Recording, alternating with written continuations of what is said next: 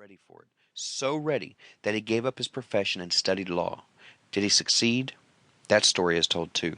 I gave the secret to Jennings Randolph the day he graduated from college, and he has used it so successfully that he is now serving his third term as a member of Congress, with an excellent opportunity to keep on using it until it carries him to the White House. While serving as advertising manager of LaSalle Extension University, when it was little more than a name, I had the privilege of seeing J.G. Chaplin, president of the university, use the formula so effectively that he has since made the LaSalle one of the greatest extension schools of the country. The secret to which I refer has been mentioned no fewer than 100 times throughout this book. It has not been directly named, for it seems to work more successfully when it is merely uncovered and left in sight, where those who are ready and searching for it may pick it up. That is why Mr. Carnegie tossed it to me so quietly, without giving me its specific name. If you are ready to put it into use, you will recognize this secret at least once in every chapter. I wish I might feel privileged to tell you how you will know you are ready, but that would deprive you of much of the benefit you will receive when you make the discovery in your own way. While this book was being written, my own son, who was then finishing the last year of his college work, picked up the manuscript of Chapter 2, read it, and discovered the secret for himself. He used the information so effectively that he went directly into a responsible position at a beginning salary greater than the average man earns. His story has been briefly described in Chapter 2. When you read it, perhaps you will dismiss any feeling you may have had at the beginning of the book that it promised too much. And 2, if you have ever been discouraged, if you have ever had difficulties to surmount which took the very soul out of you, if you have ever tried and failed, if you were ever handicapped by illness or physical affliction, this story of my son's discovery and the use of the Carnegie formula may provide to be the oasis in the desert of lost hope for which you have been searching. This secret was extensively used by President Woodrow Wilson during the World War. It was passed on to every soldier who fought in the war, carefully wrapped in the training received before going to the front.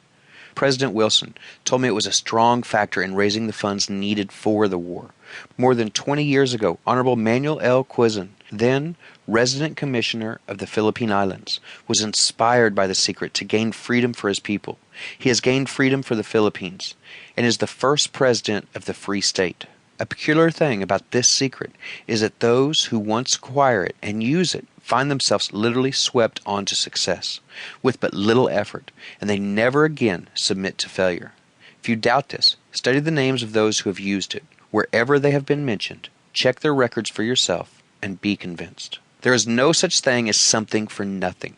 The secret to which I refer cannot be had without a price, although the price is far less than its value. It cannot be had at any price by those who are not intentionally searching for it. It cannot be given away. It cannot be purchased for money, for the reason that it comes in 2 parts. One part is already in possession of those who are ready for it. The secret serves equally well all who are ready for it. Education has nothing to do with it. Long before I was born, the secret had found its way into the possession of Thomas A. Edison, and he used it so intelligently that he became the world's leading inventor, although he had but 3 months of schooling. The secret was passed on to a business associate of Mr. Edison. He used it so effectively that although he was then making only $12,000 a year, he accumulated a great fortune and retired from active business while still a young man. You will find his story at the beginning of the first chapter. It should convince you that riches are not beyond your reach, that you can still be what you wish to be, that money, fame, recognition, and happiness can be had by all who are ready and determined to have these blessings. How do I know these things? You should have the answer before you finish this book. You may find it in the very first chapter or on the last page.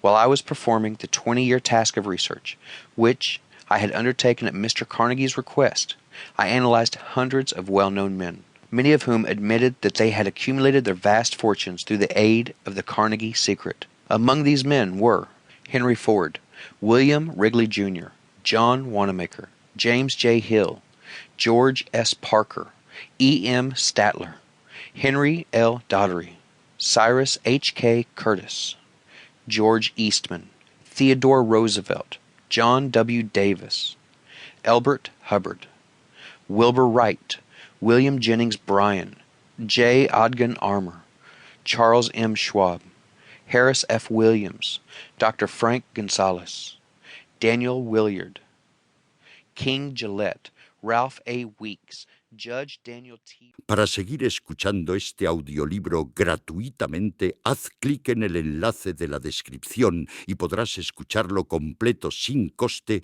gracias a la prueba de 30 días de Audible.